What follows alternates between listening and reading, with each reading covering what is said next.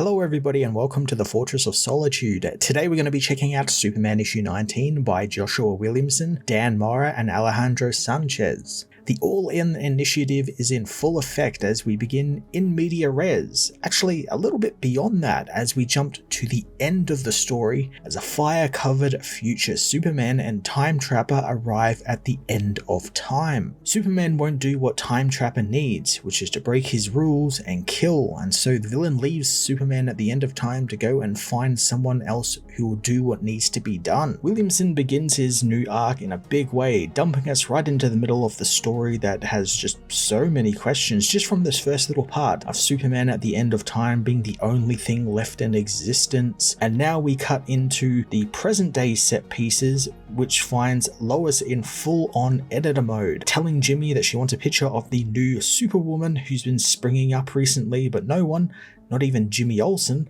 has been able to get a picture of her. Lois has to ditch Jimmy as an explosion across town draws her attention. Lois isn't rushing off to cover the story though, she's off to the broom closet to meet her husband and to join him as Superwoman. The super couple respond to Atomic Skull and his atomic animals robbing a bank, with Skull claiming that his atomic animals are eating him out of house and home and he needs the money to keep up. I really do like that we were dropped right into the middle of the story and we weren't told how Lois got her powers per se. We know it's definitely related to absolute power with the Amazos going offline and giving their powers back, but other people got other people's powers and some got new powers, or in Lois's case, she just got powers. So I like that we kind of just dropped into the middle of it all. We get to see them working together and they work so well together, her and Superman of course, and I like that it's Atomic Skull who's the villain, who's been kind of breaking bad recently. Again, after so many years of turning a new leaf and trying to be a good guy, he's decided to go back to being a villain. As the couple battle the villain, SuperCorp try and keep the battle contained, theorizing that Atomic Skull was experimented on by Farm and Graft, just like what they did with the Parasite, and he's one of the last people they managed to experiment on before being defeated. I like Williamson's use of SuperCorp here as the guys in the chair for Superman and Superwoman, and they are there to deliver us little bits of exposition on Lois's surprise superpowers, like how they only want her to use specific powers and not use her full set since they don't really know how the powers are affecting her or whether she processes solar radiation much like her husband. So using something like heat vision could just completely burn her out and end up either killing her or just getting rid of the powers wholesale. I think I can see what Williamson is doing with this idea where they're going to have Superman and Superwoman's powers complement each other. Like Superman can use his heat vision while Lois focuses on using stuff like her cold breath and super strength. While Mercy and the guys at SuperCorp monitor Lois, Lena should be monitoring Clark's powers, but instead she is showing her father who he actually was, showing him old videos of Lex Luthor and how he used to be a villain to Superman. Lex is shocked he used to be like that and doesn't want that for himself and decides to go on a little bit of an introspection journey by going through a walk through the town as Lena is called away by Mercy. The continued story of this new Lex really intrigues me since I had assumed by now that he would have had that turn where either his memories come flooding back and he decides to just go back to the normal Lex and, Lex returns to his old ways and becomes a villain. But it hasn't happened yet, but neither has any actual movement on the story. We are still pretty much where we were when this new Lex first appeared at the end of House of Brainiac. We still don't know why his memories are really gone besides the fact that he had that database of Brainiac in his mind, and there's been no real sort of motivation to get his memories back or anything. They just kind of want to leave him like this, which I guess I can understand why, but it might be one too many plots for Williamson to balance out in this book because there's a lot happening, but it's a shame that this one in particular is suffering since it's so interesting, and the little bits we've been getting have been really engaging. I've really glommed onto them when we saw his stuff in Absolute Power and then the stuff just before it and then now this stuff. As Lex leaves for his walk, Superman and Superwoman wrap up their fight with Atomic Skull, with Lois taking a liking to one of the atomic dogs, but the couple have to hightail it out of the area as Jimmy arrives. and Lois can't let him get her picture. I don't really know how to feel about this little plot, since we literally just had an Action Comics backup about how it was important that someone like Clark maybe couldn't write Superman stories since, he's not objective, he is Superman, is that ethical for him to do that sort of stuff? And now Lois is trying to get Jimmy to get photos of Superwoman, knowing full well that he's not going to be able to get that photo because she's not going to allow him to. And I get her not wanting him to notice, since if she does, I think he could piece together that Clark is Superman and he would actually end up having a stroke and possibly dying thanks to that psychic thing that Lex put on the hero, so people can't figure out who he is. And it's why Perry White is no longer the editor-in-chief and instead running for mayor. He figured it out, had a stroke, and it kind of changed his whole life.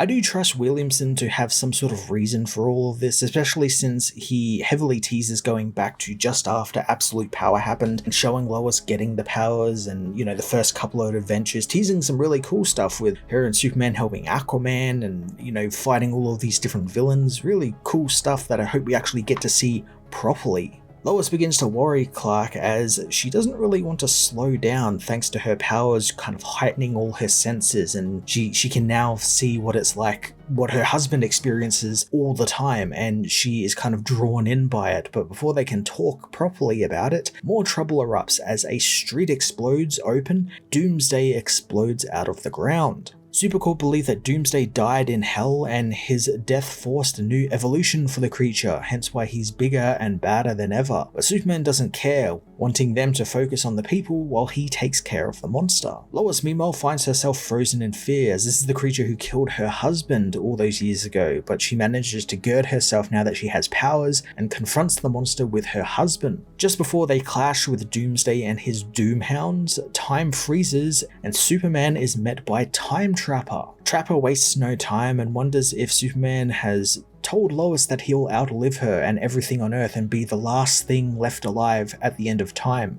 which we saw at the beginning of this issue. And Time Trapper explains that he's there because this is a special moment and will decide the fate of everything. Williamson then drops a pretty huge twist and cliffhanger here as Time Trapper removes his hood, revealing that he is actually Doomsday, and while he and Superman have been enemies for a millennia, he needs the hero's help now. So there's been attempts at doing a quote-unquote smart Doomsday here and there, trying to bring him back as a mainstay Superman villain. We've seen stuff in Doomsday Wars where they tried to combine him with the intellect of Brainiac and it just wasn't very good. All of the stories that have tried to bring him back from, Doomsday Wars, Reign of Doomsday, Hunter Prey, they've never been very good. They're just trying to, cash in on a one-trick pony whose whole, claim to fame is that he killed Superman, and that's really it. Nothing has ever really stuck with Doomsday, and the Hell stuff was pretty cool that they were starting to do with him, where he had become the leader of Hell. He had fought his way through all of Hell to become the ruler of Hell, and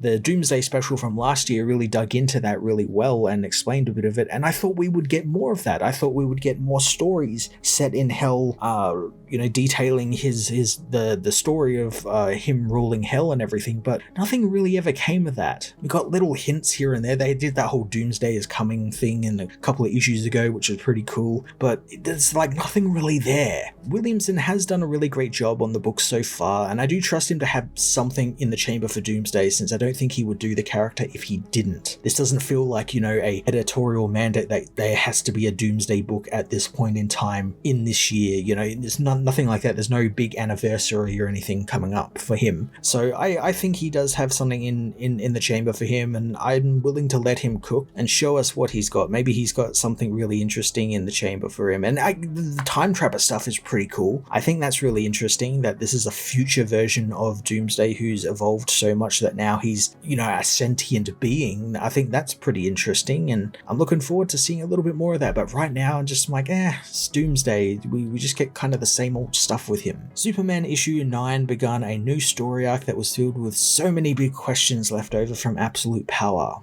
I do like that Williamson has kind of dropped us in the middle of the chaos and is hitting us left, right, and center with all of these really cool things, from Lois getting superpowers, Doomsday coming back, the Time Trapper reveal, all really cool stuff. And he's going to be slowly peeling the layers off in the coming issues, but thanks to there being so many plots that need to be balanced, stuff like the Lex stuff goes completely underdeveloped, and I'm beginning to feel like maybe that's being forgotten about and might fall to the wayside, which is, disappointing since it was a really engaging story. With the stage set now for this Many Deaths of Doomsday storyline, let's see if Williamson can balance everything in the coming issues and come out the other end with a damn good story. I'm going to give this issue an 8.5 out of 10.